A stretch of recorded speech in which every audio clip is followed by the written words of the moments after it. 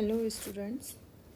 पिछली वीडियो में मैंने आपको दिल्ली सल्तनत की शासन व्यवस्था के बारे में बताया था, जिसमें सबसे पहले मैंने आपको दिल्ली सल्तनत के राज्य की प्रकृति के बारे में बताया था विस्तृत रूप से कि दिल्ली सल्तनत का राज्य धर्म केंद्रित राज्य था या उसमें धर्म प्रधान नहीं था। और अंत में मैंने बताया था कि मुख्य रूप से विशेषाधिकार वर्ग का उसमें प्रतिनिधित्व था। तो इसी कड़ी में मैं अब आगे आप लोगों को आगे बताऊंगी सल्तनत कालीन शासन व्यवस्था के अंतर्गत केंद्रीय शासन व्यवस्था। तो केंद्रीय शासन व्यवस्था में सबसे पहला आता है खलीफा। खलीफा समस्त मुस्लिम जगत का प्रधान था, प्रधान होता था समस्त मुस्लिम जगत का। दिल्ली सुल्तानों ने भी सिद्धांततः खलीफा की सर्वोपरि सत्ता को स्वीकार किया था, वो भी उसकी सर्वोच्च सत्ता को स्वीकार करते थे। इस कारण सुल्तानों ने अपने खुतबों एवं सिक्कों में खलीफा को स्थान दिया था। जो खुतबा पढ़ा जाता था और जो उनके द्वारा सिक्के जारी किए जाते थे उनमें खलीफा का नाम होता था, क्योंकि दिल्ली सल्तनत भी खिलाफत का ही एक भाग माना जाता था। सुल्तान स्वयं अपने आप को खलीफा का नायब मानते थे, मगर वास्तव में सुल्तान अपने कार्यों में स्वतंत्र थे, यानी कि खलीफा में किसी प्रकार का कोई भी हस्तक्षेप नहीं करता था। सल्तनत के आंतरिक और बाह्य दोनों ही प्रकार के मामलों में खलीफा को हस्तक्षेप करने का अधिकार नहीं था और ना ही उसे सुल्तानों से भेंट या कर प्राप्त करने का अधिकार था। जैसा कि होता है कि जो अधीनस्थ राज्य होता है उससे कर प्राप्त करने का अधिकार होता है, लेकिन खलीफा के केस में ऐसा नहीं था। सुल्तान केवल उसको नाम मात्र का प्रधान स्वीकार करते थे। तो इस प्रकार इस्लामी जगत का प्रधान होने के नाते सुल्तान भी खलीफा को केवल नाम मात्र का अपना प्रधान मानते थे। और उसको जो प्रधान मानने का जो कारण था, उसका मुख्य कारण क्या था कि खलीफा को नाम मात्र का प्रधान मानने में सुल्तान का मंतव्य क्या होता था कि अपनी सुन्नी प्रजा और जनता में प्रभावशाली उलेमा वर्ग का विश्वास एवं वफादारी प्राप्त करना। उनका मानना था कि खलीफा से अगर वैधानिक मान्यता प्राप्त कर ली जाए, उसको प्रधान माना जाए, तो जो समस्त सुन्नी जनता है और उलेमा वर्ग है उसका हम विश्वास प्राप्त कर सकते हैं और वो हमारे विरोध में नहीं रहेंगे। इस कारण से वो खलीफा से मान्यता पत्र प्राप्त करते थे और उसको अपना प्रधान मानते थे। दिल्ली सुल्तानों में सबसे पहले इल्तुतमिश ने 1229 में बगदाद के खलीफा से मान्यता पत्र प्राप्त किया था और उसने नासिर अमीर उल मोमिन ये उपाधि धारण की थी। इसका मतलब है खलीफा का सहायक, ये इसकी उपाधि उसके द्वारा धारण की गई थी। लेकिन वास्तविक रूप में व्यवहारिक रूप में उसने खलीफा के प्रभुत्व को कभी भी स्वीकार नहीं किया।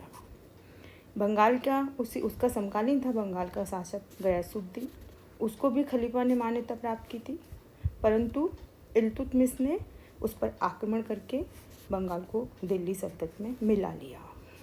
तो उससे क्या लगता है कि जो इल्तुतमिश था उसने गयासुद्दीन, जो कि खलीफा से मान्यता पत्र प्राप्त कर चुका था, जिसको वैधानिक मान्यता प्राप्त हुई थी, उस पर भी उसने आक्रमण किया और उसको अपने साम्राज्य में मिला लिया। तो इस प्रकार उसने खलीफा के प्रभुत्व को कभी भी स्वीकार नहीं किया। उसके अतिरिक्त बलबन ने एक निरंकुश राजतंत्र की स्थापना की, जिले इलाही की उपाधि धारण की, मगर उसने भी खलीफा की सत्ता स्वीकार की। खुतबे में खलीफा का नाम सम्मिलित किया, सिक्कों पर भी उसका नाम अंकित करवाया। तो इस प्रकार हर जो शासक थे अभी तक, वो सब खलीफा को अपना प्रधान स्वीकार करते थे और खुद को उसका नायब मानते थे। अलाउद्दीन खिलजी ने भी स्वयं को यामिन उल खिलाफत की उपाधि धारण की थी, यानी कि खलीफा का दाहिना हाथ, और उसके अलावा नासिर अमीर उल मोमिन, ये 2 उपाधि उसने धारण की थी खलीफा का सहायक।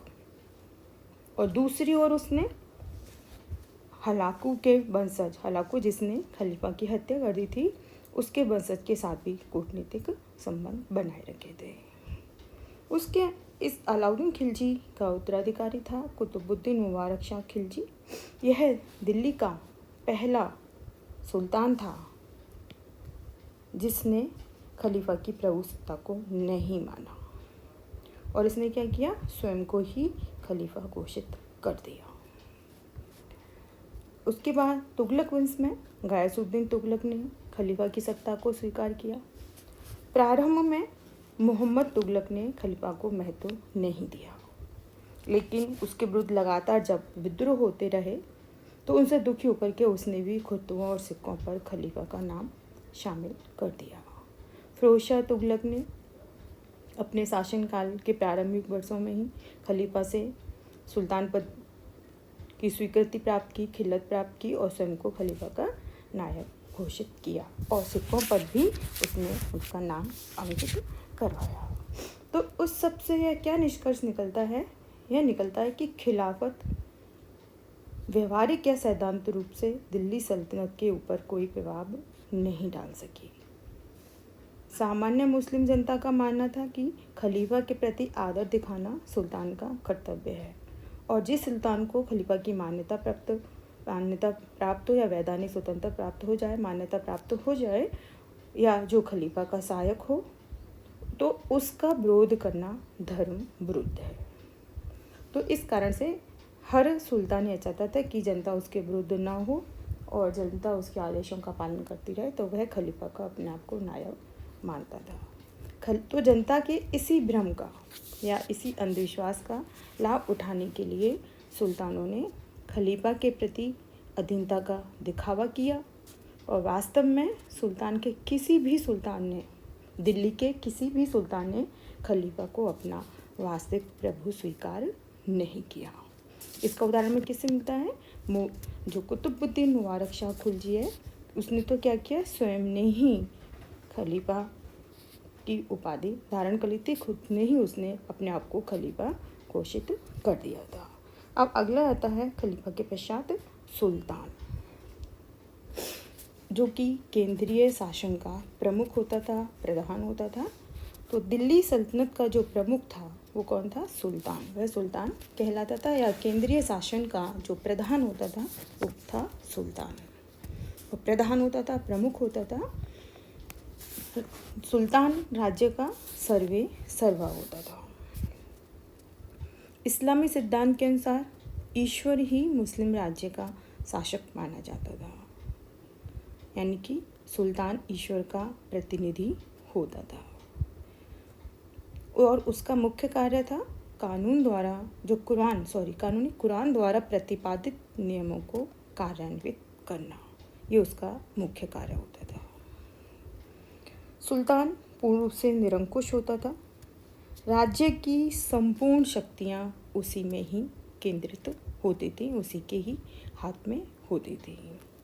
सुल्तान प्रमुख कार्यपालिका होता था, यानी कि सारे कानूनों को बनाने का कार्य, उसके आदेश ही अपने आप में कानून होते थे, तो वो प्रमुख कार्यपालिका होता था।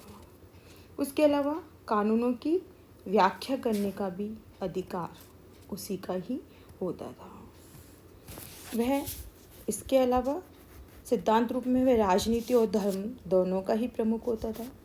कार्यकारी होने के साथ वह प्रधान न्यायाधीश भी होता था, अंतिम न्यायाधीश होता था, उसके विरुद्ध कहीं भी अपील नहीं की जा सकती थी।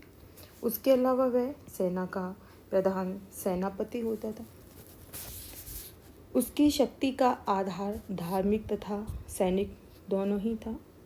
जब तक वह कुरान के नियमों का अनुसरण करता, उसकी ही सत्ता सर्वोपरि होती थी, सर्वोच्च होती थी। लेकिन कई बार कुछ शासकों ने, इसमें अलाउद्दीन खिलजी और मोहम्मद तुगलक जैसे सुल्तानों ने कुछ अवसरों पर कुरान के नियमों की अवहेलना भी की थी। उन्होंने उलेमा वर्ग की परवाह भी नहीं की थी। फिर भी किसी को उनको हटाने का साहस नहीं था। क्यों नहीं था? क्योंकि उनको शक्तिशाली सेना का समर्थन प्राप्त था। तो इस कारण से उसकी जो शक्तियाँ थीं वो बहुत ही असीमित थी। सभी पदाधिकारियों को नियुक्त करने, उनको हटाने, उनको उपाधि वितरित करने, ये सारे अधिकार उसके होते थे।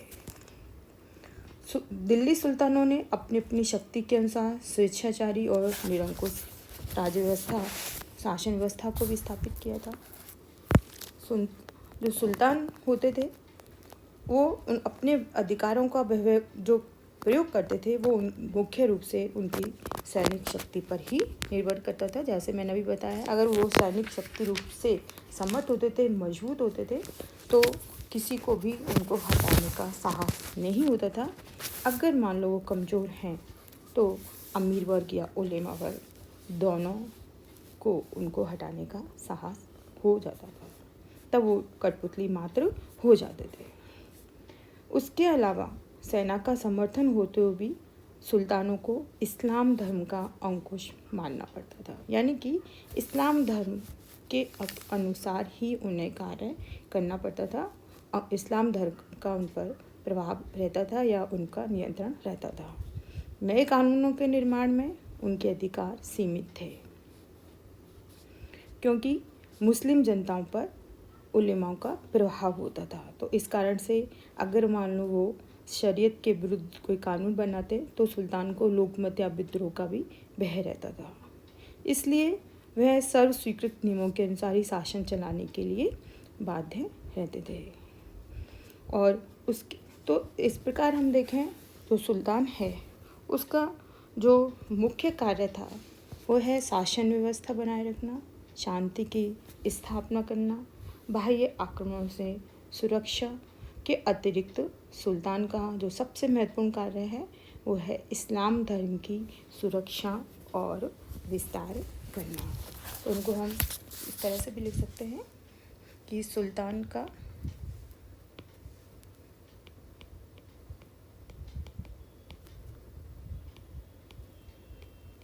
कार्य मुख्य रूप से क्या है? शासन व्यवस्था, शांति की स्थापना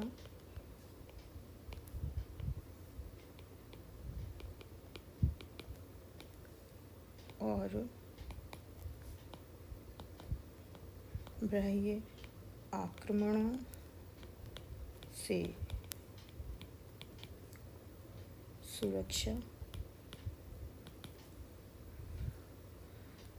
के अतिरिक्त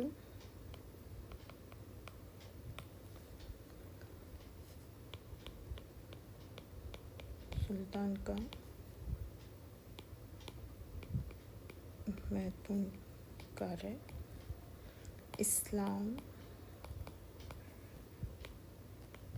धर्म की सुरक्षा और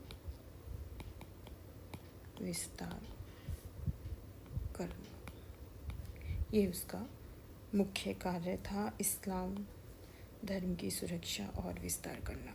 हालांकि इसको बनाए रखने के लिए वह शासन व्यवस्था भी करता था, शांति की स्थापना भी करता था, बाह्य आक्रमणों से भी अपनी जनता की सुरक्षा करता था। तो ये सुल्तान के एक बहुत ही महत्वपूर्ण कार्य थे और सुल्तान सर्वप्रमुख होता था अपनी शासन की व्यवस्था के लिए, और वही प्रमुख न्यायाधीश, प्रधान सेनापति, मुख्य कार्यपालिका व्यवस्थापिका संपूर्ण कार्य जो अधिकार थे वो उसी में ही निहित थे। वह एक निरंकुश शासक था, उसकी असीमित शक्तियाँ थी। इतना सब होते हुए सुल्तान की सहायता के लिए विभिन्न अधिकारी और मंत्रियों की नियुक्ति की जाती थी, जो सुल्तान को शासन व्यवस्था में सहयोग प्रदान करते थे। तो उसके जो विभिन्न मंत्री हैं उनके बारे में मैं आपको अगले वीडियो में बताऊंगी। धन्यवाद।